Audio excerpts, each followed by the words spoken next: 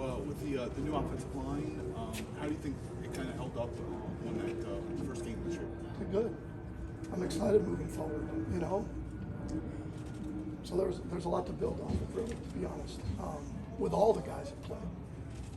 You so often hear week 1 to week 2, especially for young players, the room for improvement is really, you often see really big jumps. Do you expect that this week for what you've seen? I do. We saw it last year from us. I can't speak to other teams, but I can speak from the Texans games, the Bengals game on the road. We were significantly better, significantly cleaner.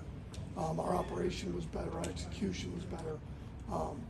Time will tell, but we had a great practice today. So I'm excited to see, where we've come in a couple days. Todd, you said there's a lot to build on. What are some of the things that you saw that make you hopeful going into week 2? Just being cleaner. That's probably as much as anything. I mean, what makes it hard to stack plays, penalties, missed assignments. Calls got to be better. I got to do it better during the week because the points didn't match the yards. You need to have it match. It's about points, not about yards. It looked like Lamar was pretty active before the snap with all the pointing and using the pre-snap weapons that he has available. I guess just from your kind of view, how did he do in getting you guys into that best play that you have on the menu? He was great. He was great. He did a great job. Really tough environment, for all of us. To start the year off there, loud, silent cadence. I thought he did a great job. I thought all the guys handled it. We weren't clean by any means where we want to be, but from that standpoint, I thought he did a great job, and the guys did a great job. We were asking John earlier this week about Roger Rosengarten. He said it makes sense to kind of keep developing him, especially in these early weeks. Obviously, I'm sure you worry about him facing elite pass rushers like he did against Chris Jones last week, but is it also, does the staff feel like it's part of the process to expose him to some of these elite pass rushers? Some of that. Roger's going to be a heck of a football player. It's not a matter of if, it's just a matter of when.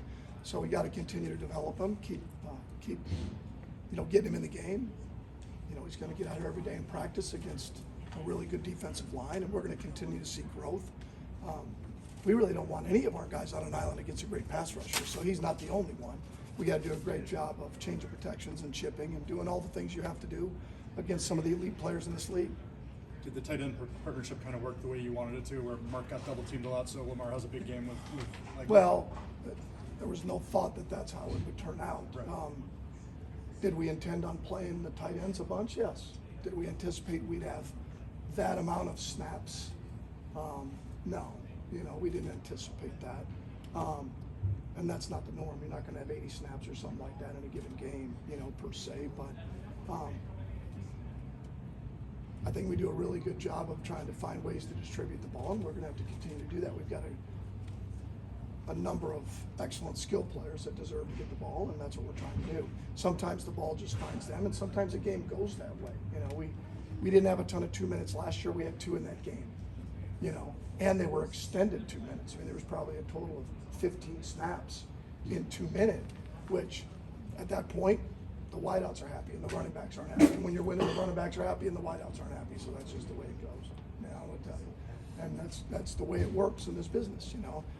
The good news is we have a lot of really talented skill guys that give you a lot of opportunity to spread the ball around. All good? All right. Thank you, Coach. Soft.